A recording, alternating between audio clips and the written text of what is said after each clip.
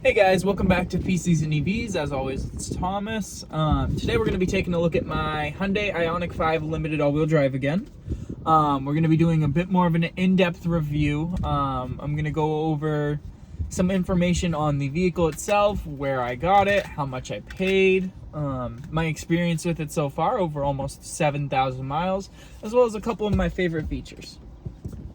So, some of my favorite features about my car. Let's get the door shut. When the car's locked, the handles will be flat. They'll be flush like this, and then you can push on this end to pull, or when you unlock it, they actually present themselves like, one sec, they actually present themselves like this, so you can just grab it and get in.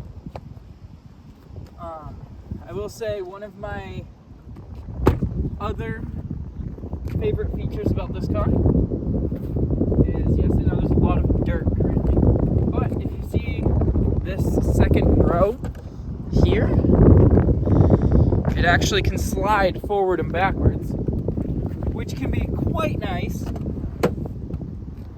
for if you need to fit extra stuff in the rear or anything. Obviously you can fold it down, or you can also lean it back so that you can go into a more relaxed position, which can be quite awesome, especially on longer road trips and stuff. I'm going to get you guys in a little closer to see that. So right now both are in a relaxed position. I do have an automatic rear tailgate. Sorry, I just got a car wash. There's some stuff still on the back of my car. Then as for the cargo area, it's pretty generous. I'm actually going to get you guys up a little higher. It's about as high as my little stand thing that you guys are on goes. We're going to take a better look at that. So by default, I added an aftermarket rear rubber mat, and you can see how relaxed these are actually from this position. I'm going to go raise it forward to a normal seated position.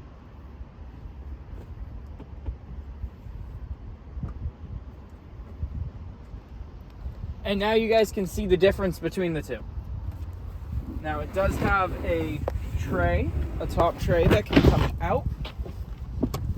And then it has, because I have the limited, I have a giant subwoofer right here. I'm actually gonna pull this plastic off. Didn't realize I still had that on there. It's the level 1 cable, level 1 charging cable. It's a 120 volt 10 amp cable that the car comes with. I've got my tire mobility kit because nothing comes with a spare tire anymore. Then we've also got a first aid kit here. It's a decent amount of space. Actually, no, it's not. It's a minor amount of space under this false floor, but still better than nothing, for sure. I'm going to work on getting this put back in here. And as simple as that, and it's back in. I just got to adjust this a little bit with that rear seat.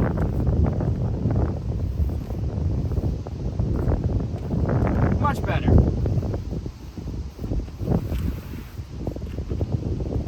Alright, we're going to close the rear and we'll take a look at the inside. Right. So from inside the vehicle, we've got a couple of great features.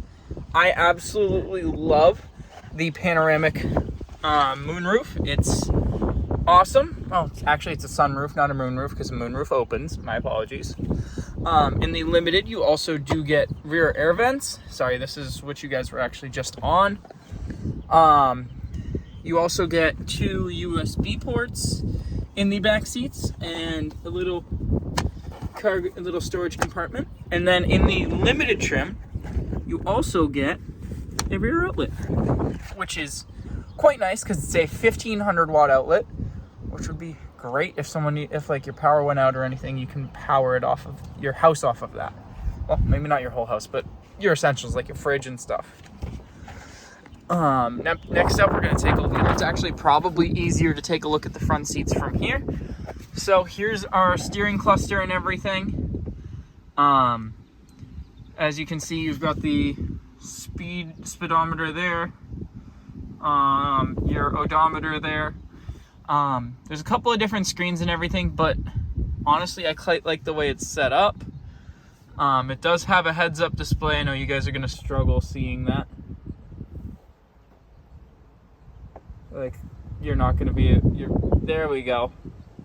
But you've also got the center infotainment display, which can do anything from CarPlay to quite a lot of things. You've got your climate control buttons here, as well as some hard buttons for quick menus and stuff you'd want to get in, including this for a 360 cam, which when the doors are closed looks pretty sweet. I'm gonna click out of that. Obviously, I've got the light interior, like I've said. You've got this pixel pattern everywhere on the car.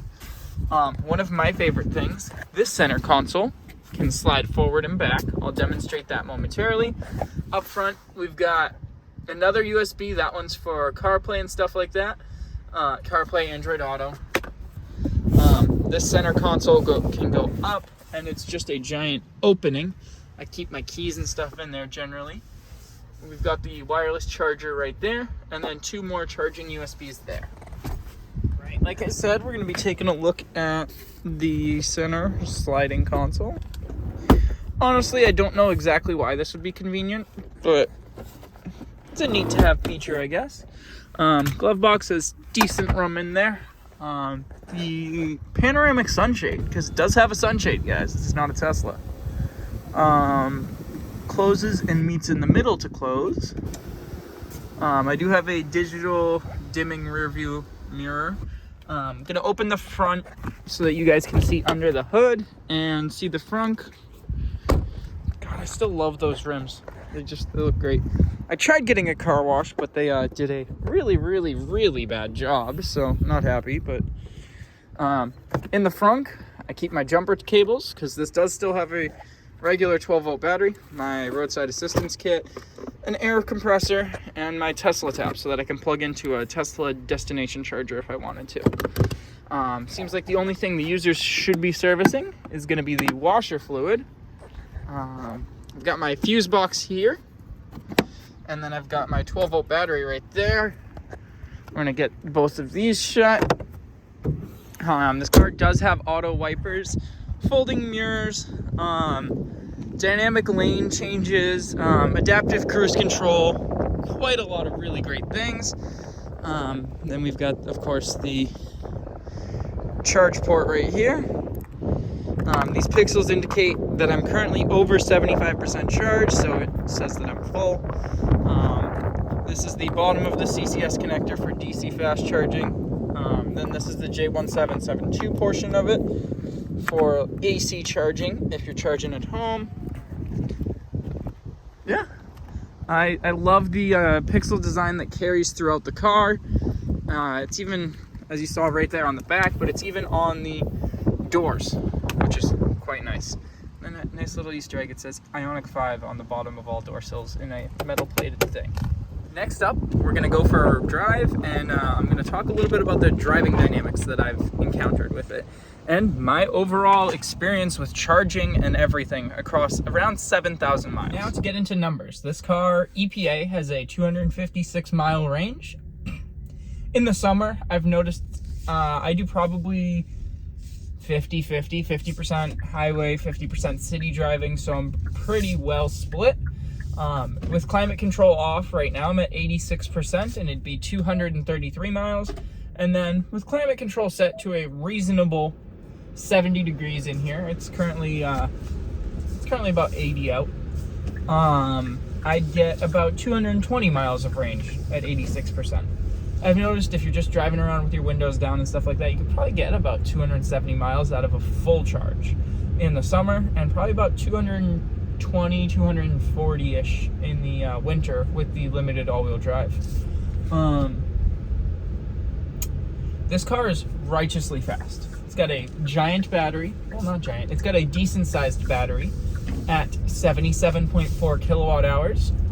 It's got a ton of power. I believe it's 320 horsepower, and it's 260 kilowatt peak output. and loads of torque. I don't remember the exact number off the top of my head, but I do know the sticker price for my specific model is actually, I do believe, is like $57,200, maybe less than that, but it's honestly, it's a little high. It's very nicely apportioned and everything, but I feel for the exact car that I got, it's a bit high.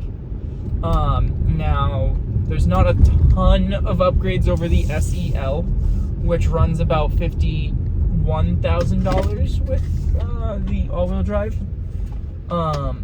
So I generally think the SEL all-wheel drive or SEL rear-wheel drive is the way to go. You do lose, I believe, the ventilated seats.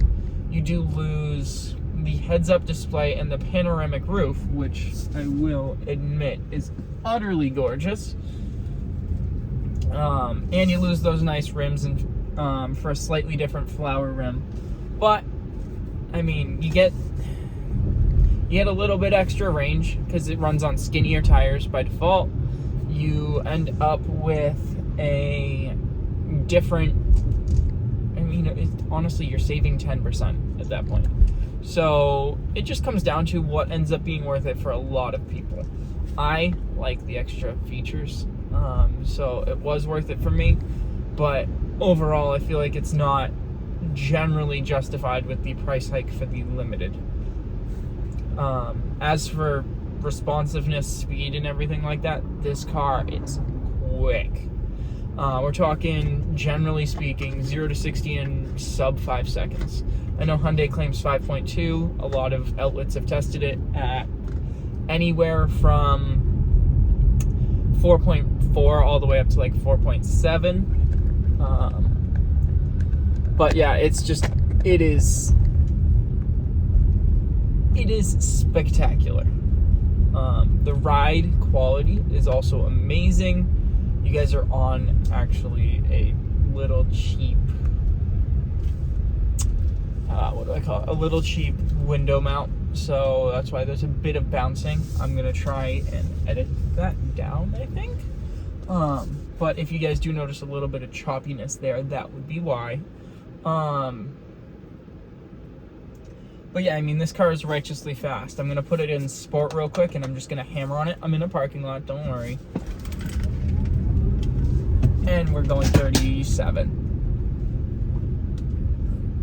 And that was from a dead stop. I'm gonna do that one more time, and we're gonna try it once again. Okay, dead stop, and 44 is what I got it up to. I mean, this thing, it's sporty where it should just be more of a reasonable car. I upgraded from a RAV4 Prime to this. I wanted an electric car. It's my first all-electric car, and I absolutely love it. It has been a pretty great experience. I've not encountered any issues where I wasn't able to charge. I have encountered a couple of Electrify America stations that were just down, but I've never pulled up to a station had it been full and not been able to charge right away. I have pulled up to stations that I was the last spot in, but those have been few and far between, and I've gone back to that same station multiple other times, and I've had no issues with it. Yeah. The other big thing you get with the limited trim, when you turn your blinker on, it comes up with a circle on part of the screen where it shows your blind spot with the mirror cameras that are used for the 360 degree view. If you guys have any other questions about the car or anything, honestly, leave a comment down below, and I'll be making more content on this car, obviously. And if you guys have any questions, like I said, leave a comment down below and I'll answer them in future videos. As always, it's been Thomas from PCs and EVs. Thanks for checking this out, and make sure you like and subscribe. Guys, have a great rest of your day.